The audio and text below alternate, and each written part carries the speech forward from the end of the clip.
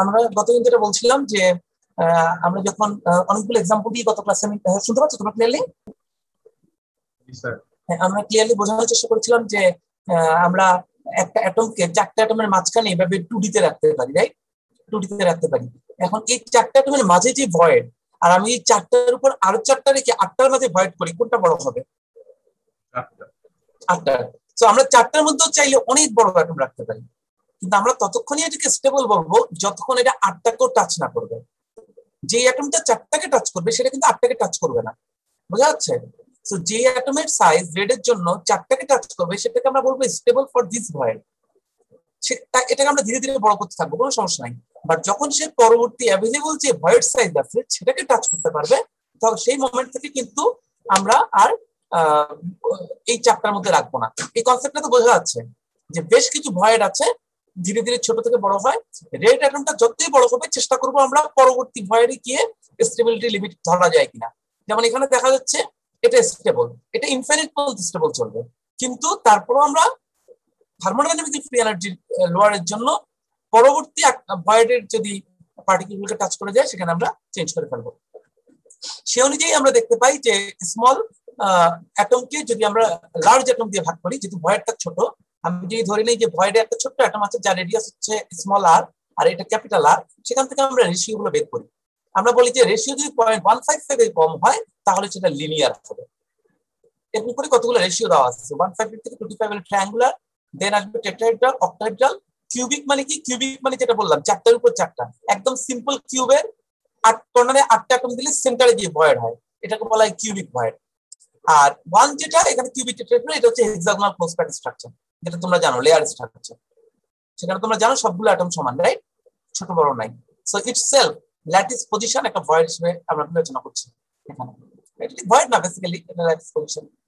So এখানে কিছু আছে সিম্পল বিষয়, যে যেহেতু আমরা এগুলো ইউজ করছি আসলে আয়নিক কম্পাউন্ডেড ফর্মুলা, কিন্তু বেসিক্যালি অ্যাটম মেটাল আয়ন গুলো আয়ন না।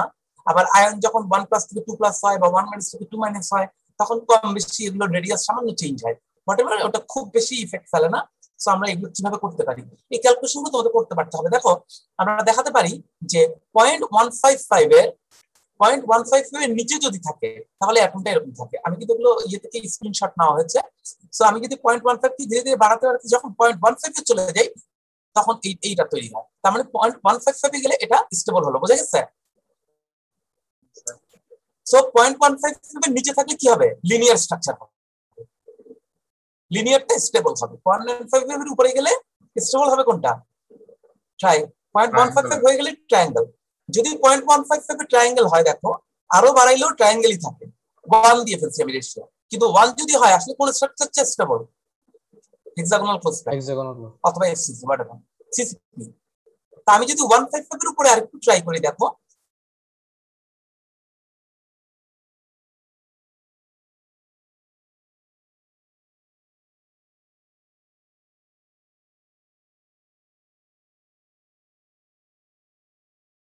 টু টু 5 এ যখন যাচ্ছি তখন টাচ করে গেছে। তার মানে এটা হচ্ছে আমার 2 to 5 যাওয়া মানে এখন আর ট্রায়াঙ্গুলার সাজাবো না, এটাকেও ট্রায়াঙ্গুলারে নিয়ে যাবো আমি, কিন্তু 2 to 5 এ গেলে আমি নিয়ে যাবো টেট্রাহেড্রালে। এরপর ইচ্ছা মতো বড় করা যায়। আবার 1 দেখাইছি অনেক দূরে, কিন্তু 1 এ গেলে আমরা হেক্সাগোনালে যাবো। আমরা দেখতে পাই হেক্সাগোনাল না, 2 to 5 থেকে 414 এ গেলেই অক্টাহেড্রালে টাচ করে। দেখো 2 to 5 এ অক্টাহেড্রালের মাঝখানে গ্যাপ আছে এই জায়গাটা, কিন্তু 414 হলে অক্টাহেড্রালে সে সবগুলো অ্যাটমকে টাচ করতেছে। এরপরে আবার একই রকম বাড়াতে থাকো, গ্যাপ হয়ে যাবে। কিন্তু আমরা দেখতে পাই 414 এর পরে আমি যদি 70 যাই তখন দেখো কিউব 1 2 3 4 5 6 7 8 8টা অ্যাটম কিছু টাচ করে। তার আগে পর্যন্ত সে 8টাকে টাচ করে না, দেখছো? তো যদি সে এই রেশিওতে আসে তখন আমরা বলবো যে একে কিউবিক ভয়েডের মধ্যে প্লেস করতে হবে। এরপরে আবার দূরে সরে যায়। কিন্তু যদি 1 হয়, খেয়াল করো 1 যদি হয় তাহলে তুমি কখনোই এভাবে সাজাবা না, এভাবে সাজালে অনেক গ্যাপ থেকে যায়। 1 হলে কি করবো আমরা? হেক্সাগোনাল ক্লোজ প্যাকে চলে যাবো, বুঝে গেছে? Okay fine. এখন আমি দ্রুত তোমাদের ক্যালকুলেশন গুলো দেখাবো। ডেরিভেশন গুলো ইম্পর্টেন্ট, কিন্তু মনে রাখবা যে বইতে অনেক রকম পদ্ধতিতে এই ডেরিভেশন গুলো করে ইন্টারনেটে। আমি চেষ্টা করেছি অ্যাঙ্গেলের উপর বেস করে দিতে, যেটা সবচেয়ে ইজি হয় তোমাদের জন্য, ঠিক আছে? বইতে আমি যে প্রুফগুলো 4 লাইনে দিচ্ছি, বইতে কোনো নেটে বিভিন্ন জায়গায় এই প্রুফগুলা হাফ পেজ ধরেও করছে। মানে ওরা নর্মাল জিওমেট্রি দিকে। তো নর্মাল জিওমেট্রি যাওয়ার দরকার নেই, আমরা অ্যাঙ্গেল দিয়ে করি, একভাবে করলেই হলো। তো প্রথম হচ্ছে 0.155 কিভাবে হয় দেখো, একটু বুঝে নাও তাহলে দ্রুত পারবা। তোমরা রেসপন্স করবে। এটা একটা ট্রায়াঙ্গেল, এটা 2D তাই না? 2D তে এটা একটা সমবাহু ত্রিভুজ। এটা যদি সমবাহু ত্রিভুজ হয় তাহলে সেন্টারের সাথে অ্যাড করলে অ্যাঙ্গেলটা কত, 30 ডিগ্রি হবে না? 30 ডিগ্রি। যদি 30 ডিগ্রি হয় তাহলে cos 30 ডিগ্রি সমান কি, ভূমিবাহী ত্রিভুজ।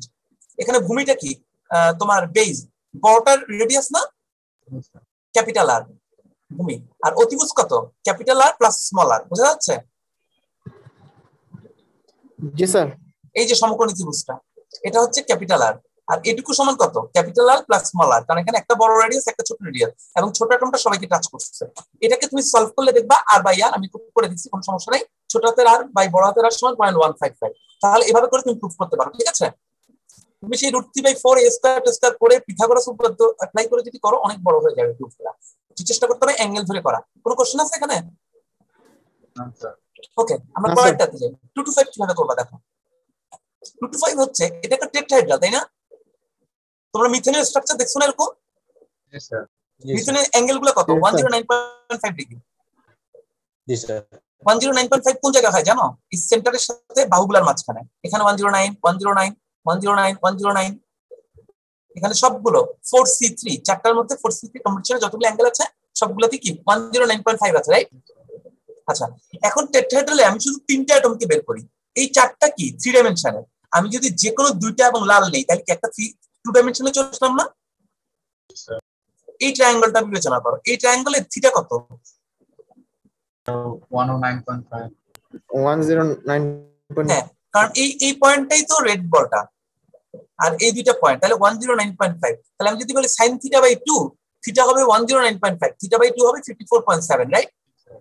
আচ্ছা, এখানে অ্যাঙ্গেলটা কি হচ্ছে দেখো, sin θ/2, এখানে আমি যদিও ড্র করি নাই, sin θ/2 মানে হচ্ছে আমি এখানে একটা লম্ব ড্র করছি, রাইট? এখানে একটা লম্ব ড্র করছি, হ্যাঁ সমদ্বিখণ্ডিত করলাম, যে কারণে sin θ/2। তো এটা যদি লম্বের সাথে অ্যাঙ্গেল হয় তাহলে sin θ/2 মানে হলো এটা, সরি অ্যাঙ্গেল তো ভূমির সাথে, তাহলে লম্ব কোনটা, আর মাইনাস। এই ট্রায়াঙ্গেলের এখানে যদি θ/2 হয় তাহলে থিটা কার সাথে হয়, বেজের সাথে। তাহলে লম্ব কি আর মাইনাস হচ্ছে না এই ট্রায়াঙ্গেলের? আর অতিভুজ কত, আর মাইনাস আর ছোট আর মাইনাস আর প্লাস।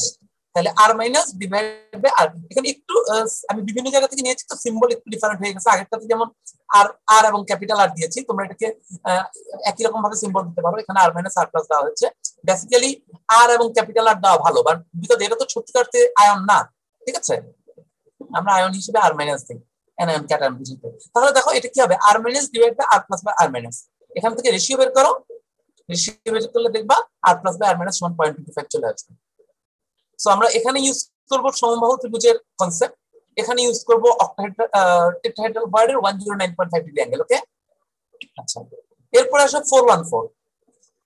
এই পাঁচটা তোমরা অবশ্যই খুব ভালো মতো ইউজ করবা, মানে শিখবা। কারণ হলো আমি নেক্সট ক্লাসে তোমাদেরকে দেখাচ্ছি না অলরেডি যে বিসিসি টেট্রা এবং অক্টাহেড্রাল একটু ডিস্টর্টেড, ঠিক আছে?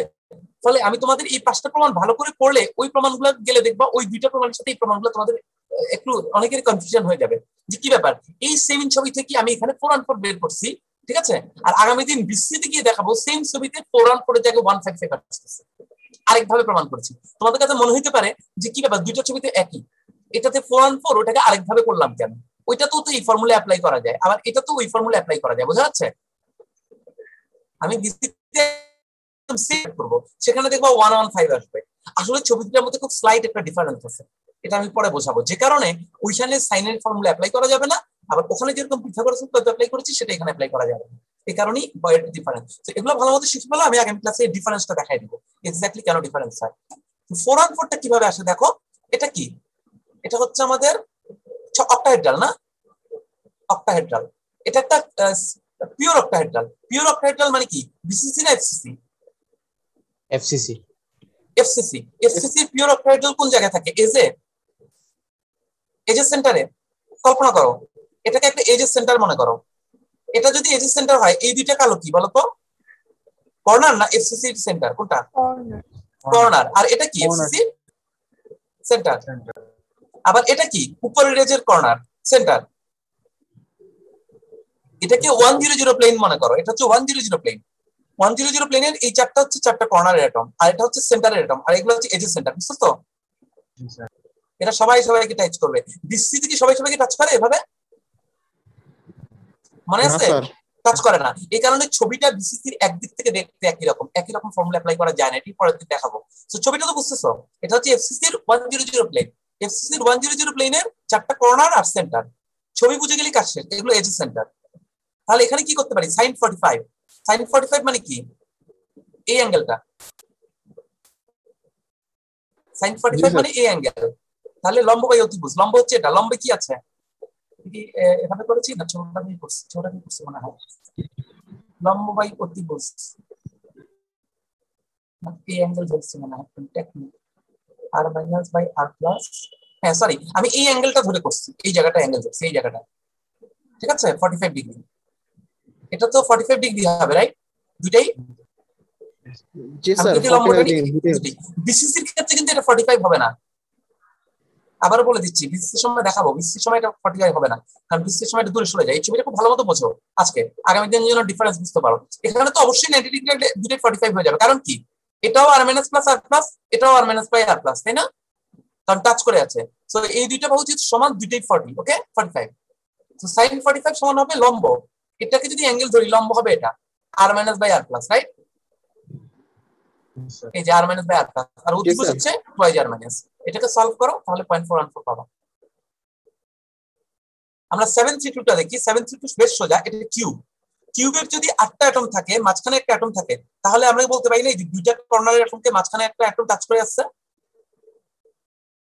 জি স্যার। এখন কিউবের রেডিয়াস কি? √3। জি স্যার। √3 সমান কি আছে? টুয়াইজ আর বডি ডায়াগোনাল। হ্যাঁ, body diagonal. Simple, very very simple. এটাকে ক্যালকুলেশন করো। এগুলো অন্যভাবে করলে অনেক বড় হয়ে যাবে। তো বেস্ট হচ্ছে আমি যেভাবে দেখতেছি সেভাবে করে ফেলো তোমরা। আমি আজকে আর পড়াবো না, আমার একটা কি আছে, মিটিং আছে। তো আমি তোমাকে এগুলো দেখাই দিলাম, তোমরা এগুলো ভালো মতো একটু প্র্যাকটিস করবা। ভালো মতো প্র্যাকটিস করে ছবিগুলোকে খুব রিয়েলাইজ করবা।